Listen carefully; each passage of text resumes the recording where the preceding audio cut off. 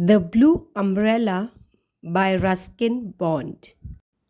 Ruskin Bond has been writing for over 60 years and has now over 120 titles in print novels, collections of short stories, poetry, essays, anthologies, and books for children. His first novel, The Room on the Roof, received the prestigious John Llewellyn Rhys Award in 1957. He has also received the Padma Shri, the Padma Bhushan, and two awards from Sahitya Akademi. Born in 1934, Ruskin Bond grew up in Jamnagar, Shimla, New Delhi, and Dehradun. Neelu, Neelu, cried Binya. She scrambled barefoot over the rocks, ran over the short summer grass, up and over the brow of the hill, all the time calling Neelu, Neelu. Neelu. Blue was the name of the blue-grey cow. The other cow, which was white, was called Gauri, meaning fair one. They were fond of wandering off on their own down to the stream or into the pine forest, and sometimes they came back by themselves, and sometimes they stayed away almost deliberately. It seemed to be near. If the cows did not come home at the right time, Binya would be sent to fetch them. Sometimes her brother Biju went with her, but these days he was busy preparing for his exams and did not have time to help with the cows. Binya liked being on her own, and sometimes she allowed the cows to lead her into some distant valley, and then they would all be late coming home. The cows preferred having Binya with them because she let them wander. Biju pulled them by their tails if they went too far. Binya belonged to the mountains, to this part of the Himalayas known as Gharwal. Dark forest and lonely hilltops held no terrors for her.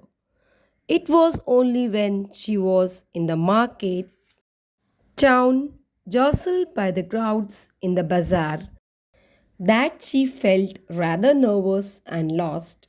The town, 5 miles from the village, was also a pleasure resort for tourists from all over India. Binya was probably 10. She may have been 9 or even 11. She could not be sure because no one in the village kept birthdays, but her mother told her she had been born during a winter when the snow had come up to the windows, and that was just over 10 years ago. Wasn't it? 2 years later, her father had died, but his passing had made no difference to their way of life.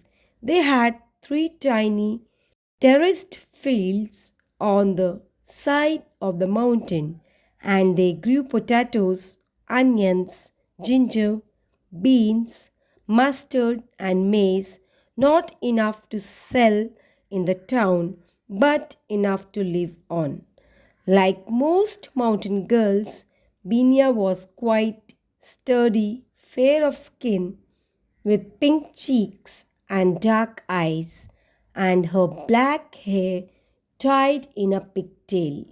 She wore pretty glass bangles on her wrist and a necklace of glass beads. From the necklace hung a leopard's claw. It was a lucky charm, and Binya always wore it. Biju had one, too, only his was attached to a string. Binya's full name was Binya Devi and Biju's real name was Vijay. But Everyone called them Binya and Biju. Binya was 2 years younger than her brother. She had stopped calling for Neelu.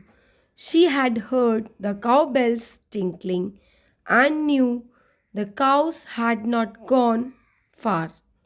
Singing to herself, she walked over fallen pine needles into the forest glade on the spur of the hill. She heard voices, laughter, the clatter of plates and cups. Stepping through the trees, she came upon a party of picnickers.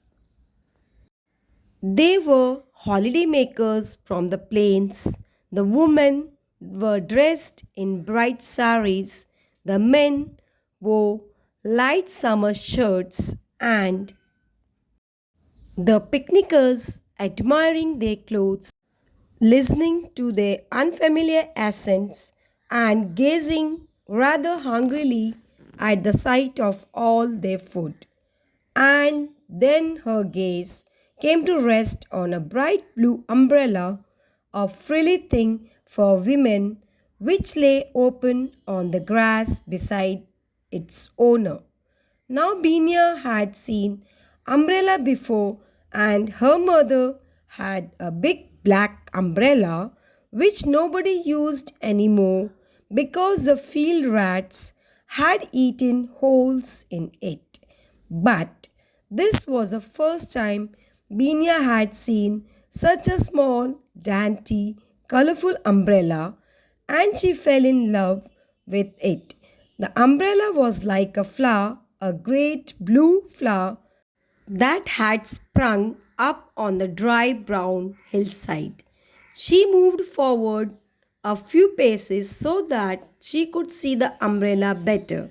As she came out of the shadows into the sunlight, the picnickers saw her. "Hello!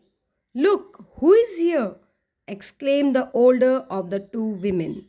"A little village girl. Isn't she pretty?" remarked the other. "But how torn and dirty her clothes are!" It did not seem to bother them that Binia could hear and understand everything they said about her.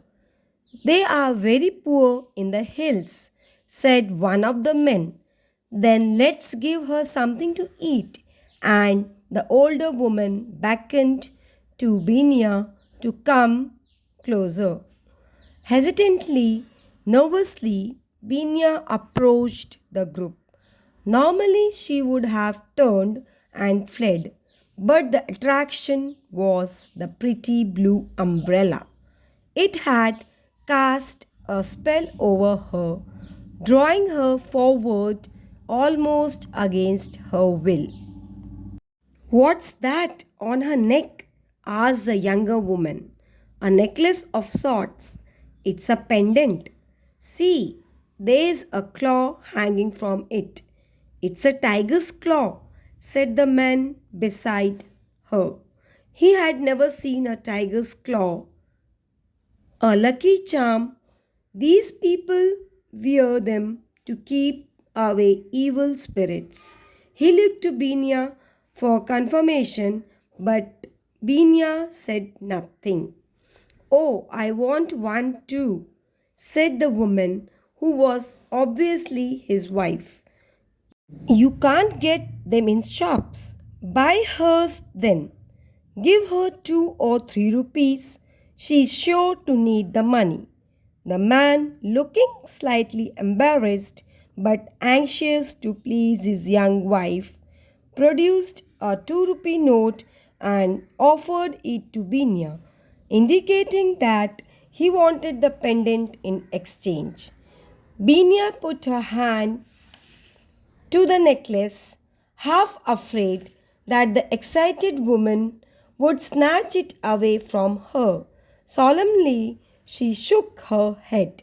The man then showed her a 5 rupee note, but again Binia shook her head. "How silly she is!" exclaimed the young woman. "It may not be hers to sell," said the man, "but I will try again. How much do you want?" What can we give you? And he waved his hand towards the picnic things scattered about on the grass. Without hesitation, Binya pointed to the umbrella. My umbrella! Exclaimed the young woman. She wants my umbrella! What cheek! Well, you want her pendant, don't you? That's different, is it? The man and his wife were beginning to quarrel with each other. I'll ask her to go away, said the older woman. We are making such fools of ourselves. But I want the pendant, cried the other petulantly. And then, on an impulse, she picked up the umbrella and held it out to Binya. Here, take the umbrella. Binya removed her necklace and held it out to the young woman, who immediately placed it around her own neck. Then Binya took the umbrella and held it up. It did not look so small in her hands. In fact, it was just the right size. She had forgotten about the picnickers who were busy examining the pendant. She turned the blue umbrella this way and that looked through the bright blue silk at the pulsating sun, and then, still keeping it open, turned and disappeared into the forest glade. That's all for today. Stay tuned. Thanks for watching.